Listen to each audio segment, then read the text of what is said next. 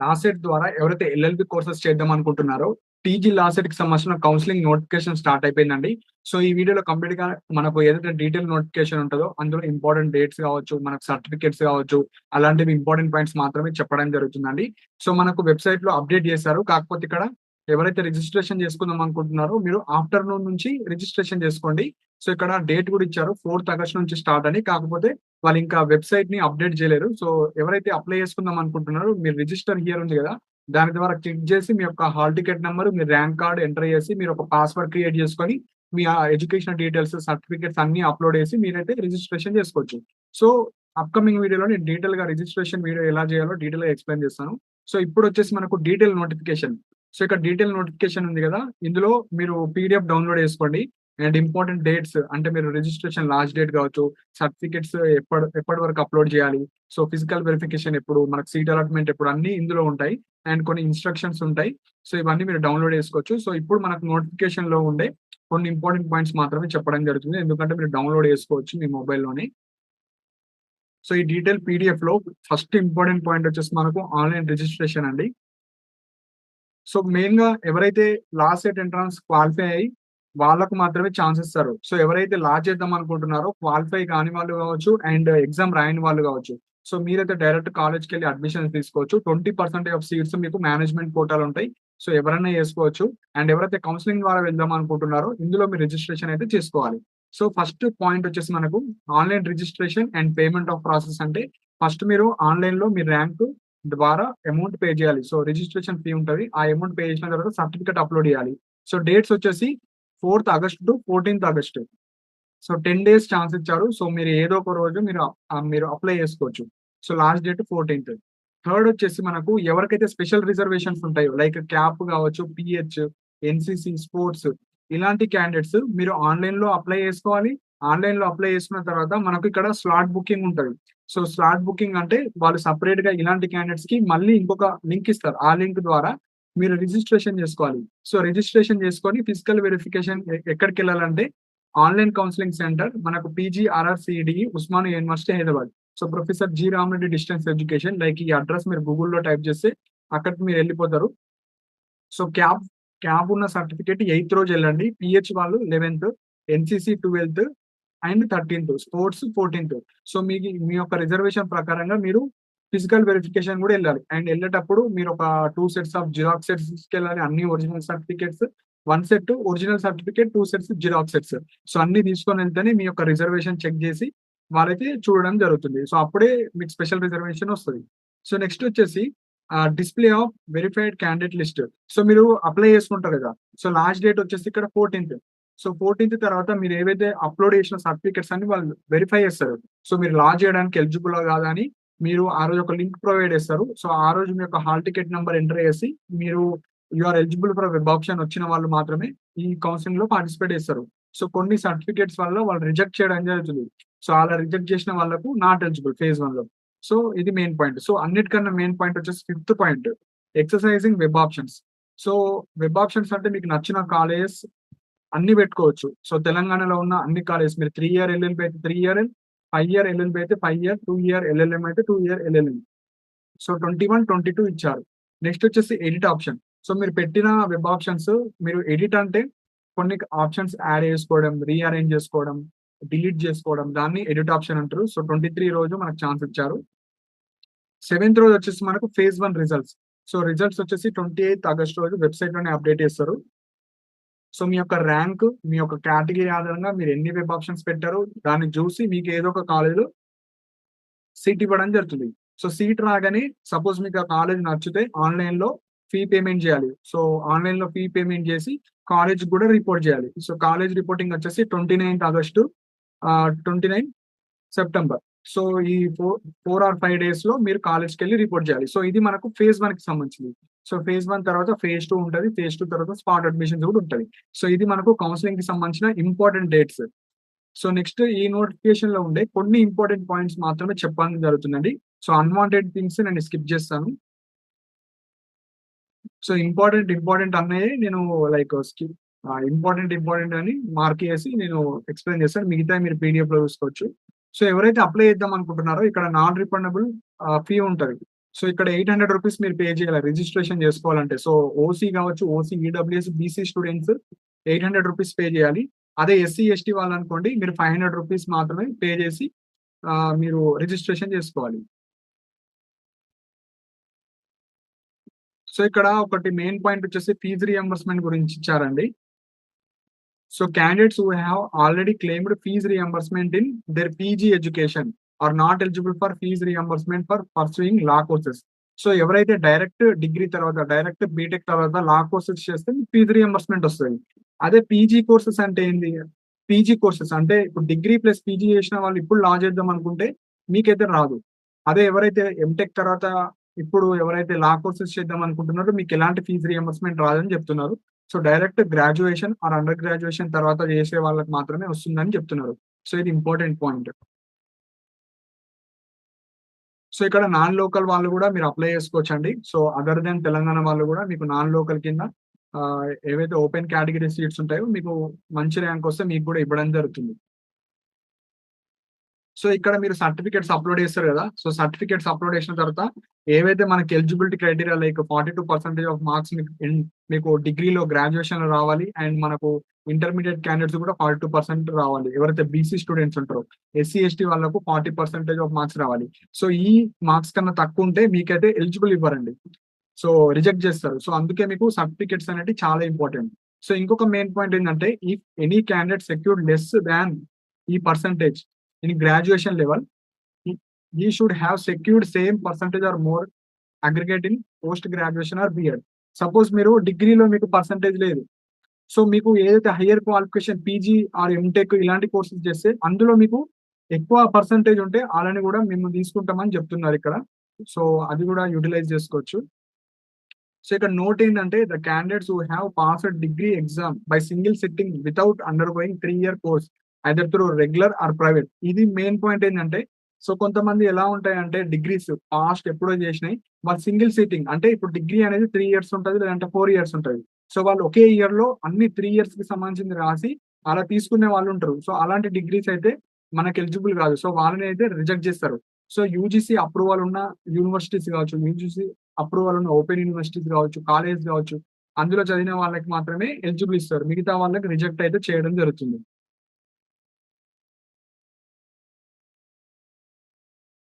So ఇక్కడ కూడా మనకు ఇప్పుడు మనకి ఎగ్జాంపుల్ 10th తర్వాత ఇంటర్మీడియేట్ కావచ్చు, డిప్లొమా కావచ్చు చేసిన వాళ్ళు ఉంటారు. సో ఇంటర్మీడియేట్ తర్వాత డిగ్రీ చేసిన వాళ్ళు ఉంటారు. సో ఈ ప్యాటర్న్ లో ఎవరికైతే ఎడ్యుకేషన్ లేదో వాళ్ళందరినీ రిజెక్ట్ చేయడం జరుగుతుంది. అంటే బేసిక్ 10th ఉండాలి, ఇంటర్మీడియేట్ ఆర్ డిప్లొమా ఉండాలి, డిగ్రీ ఉండాలి. సో ఇది మనకు క్రానలాజికల్ ఆర్డర్. సో అలా కాకుండా డైరెక్ట్ మీకు డిగ్రీ ఉంది without 10th, without inter degree ఉన్న వాళ్ళు కావచ్చు. సో అలాంటి వాళ్ళు కూడా మిమ్మల్ని రిజెక్ట్ చేయడం అయితే జరుగుతుందండి. సో ఇవంతా మనకు అంత ఇంపార్టెంట్ ఏం కాదు. సో మీరు చూసుకోవచ్చు.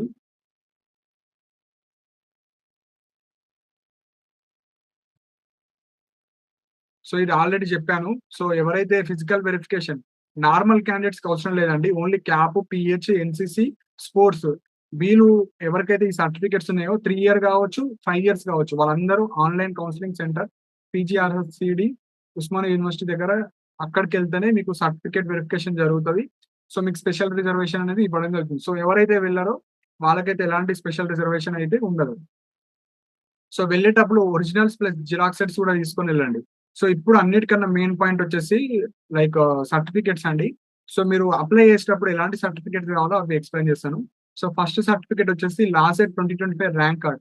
సో మీరు 3 ఇయర్ కావచ్చు, 5 ఇయర్ కావచ్చు అండ్ ఎల్ఎల్ఎం కావచ్చు, 2 ఇయర్స్ ఎల్ఎల్ఎం కావచ్చు వాళ్ళందరూ. సెకండ్ వచ్చేసి 10th మెమో. థర్డ్ వచ్చేసి ఇంటర్మీడియేట్ కావచ్చు, డిప్లొమా మెమో. ఫోర్త్ వచ్చేసి మనకు డిగ్రీ మార్క్స్ మెమో అండి. సో ఇక్కడ మెయిన్ పాయింట్ వచ్చేసి డిగ్రీ కన్సాలిడేటెడ్ మెమో. సో ఎవరైతే ఫైనల్ ఇయర్ స్టూడెంట్స్ ఉంటారో మీ కొంతమందికి ఎగ్జామ్స్ జరుగుతున్నాయి, కొంతమందికి ఇంకా రిజల్ట్స్ రాలేవు. సో అలాంటి క్యాండిడేట్స్ అయితే మీరు కనీసం 8th సెమిస్టర్ మెమో బీటెక్ వాళ్ళు అండ్ 6th సెమిస్టర్ డిగ్రీ అవన్నీ తీసుకొని పెట్టుకోండి. సో మెయిన్‌గా మనకి ఇక్కడ సీఎంఎం ఉండాలి, consolidated memo and provisional certificate ఉండాలి. దానికి సంబంధించిన మెమోస్ ఉండాలి, బోనాఫైడ్స్ ఉండాలి. సో అవన్నీ ఉంటే మీకైతే ఎలాంటి ప్రాబ్లమ్ ఉండదు. అండ్ ఇక్కడ ఇదొచ్చేసి మనకు డిగ్రీ ఆర్ గ్రాడ్యుయేషన్‌కి సంబంధించిన మెమోస్. సో ఇక్కడ provisional are degree certificate of qualifying exam. So మీకు ప్రొవిజనల్ ఉన్నా, ఒరిజినల్ డిగ్రీ ఉన్నా ఏదో ఒకటి ఉన్నా సరిపోతది మనకు డిగ్రీకి సంబంధించి. అంటే మీరు ప్రూఫ్ పాస్ అయినట్టు ప్రూఫ్ ఇస్తే సరిపోతది.